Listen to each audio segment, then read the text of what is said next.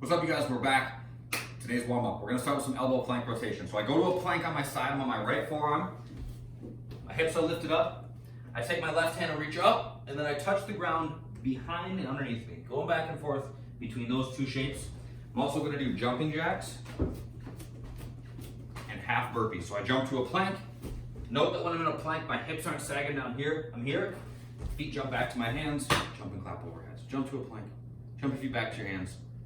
Jump and clap overhead. Jump and clap overhead. You know who you are. All my friends that don't jump or that do this is the top of their burpee.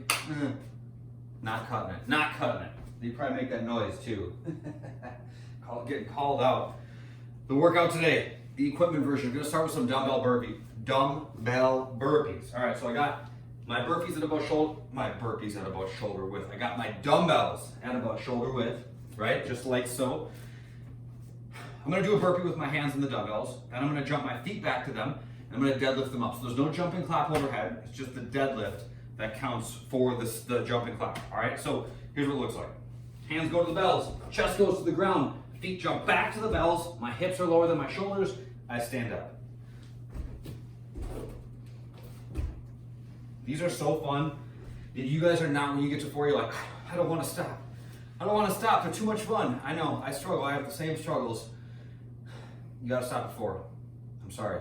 There'll be more rounds, don't worry. After our dumbbell burpees, oh, hey, flat back on the dumbbell burpee. When you're grabbing the dumbbells off the ground, hips lower than your shoulders, okay? None of this turtle back business. Shoulders back, belly tight, back nice and flat. Keep that back strong. After that, we're doing 8 V-ups, 8 V-ups.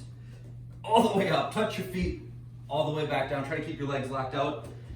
Russian swings. So, another good back exercise here. Shoulders back, belly tight. That should sound familiar by now. Hold on to the weight. I'm swinging it back between my legs and I'm opening my hips, swinging up to about shoulder height, okay? Sometimes people swing the weight too low. They're way down here like this. They're way doubled over. Their back is crying. We don't want any more of this. We don't want any more. It's too much. You should only be about here, okay? The back of my Russian swing is just about here. My wrists are in contact with the inside of my thigh. So I got my dumbbell in both hands, just swinging to shoulder height, okay? My feet are staying flat. My knees are pushing apart. It's a really good time. A really, really good time, all right? Belly tight throughout. Mountain climbers are last. Knee to my elbow, that's it, okay? So you can step through them like this, or you can run through them like that, but no hips up in the air, so no sticking your butt up, no letting your hips sag, all right? Maintain that tight plank throughout and you will benefit from it. The bodyweight version, strict burpees. So the traditional burpee, we just kind of go to the ground, right? It's just kind of like a controlled fall to the ground. For a strict burpee, it's a strict push-up, okay? So I jump my feet back, get out of here, dumbbells. Things always getting in my way. I jump my feet back to a plank, strict push-up, jump back and clap, okay? Strict push-up, jump back, jump and clap overhead. V-ups, jumping squats, and mountain climbers. So jumping squats, make sure you're keeping your knees apart, okay? Knees push out on these with your feet flat. So we're not like going so far that our feet are rolling up like this, right? Knees push apart, feet are flat, hips back, knees out, and then from the bottom, push through your heels and jump. That's that. We have some accessory work.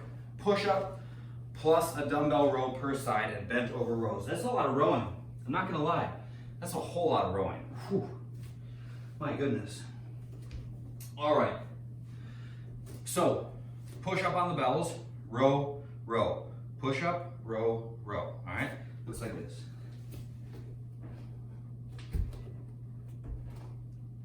So you do that 6 times through, every even minute, every odd minute. We pick up both dumbbells. I stand up with them, brace my shoulders back, squeeze my belly, bend my knees, and then I fold forward, lift, and lower 10 times. It's only 6 minutes, but you are going to get in a fair amount of work on the old rowing movement here. I think it's fair to say that by the time we get done with this, we'll be rowing experts. Would you agree? I think it's true. All right, we got a little bit of mobility to take on. Got my lacrosse ball hiding spot over here. we're working on some of the muscles in the back of the shoulder. Some stuff that gets tight, we don't work on that often. This one doesn't even end up in our mobility that often, so don't skip. It's a good one. It's one that we all need to work on. Okay, here's how it's kind of hard to set up for this one without looking really nice. It's a very fun pose. Check me out. How do you guys like me now?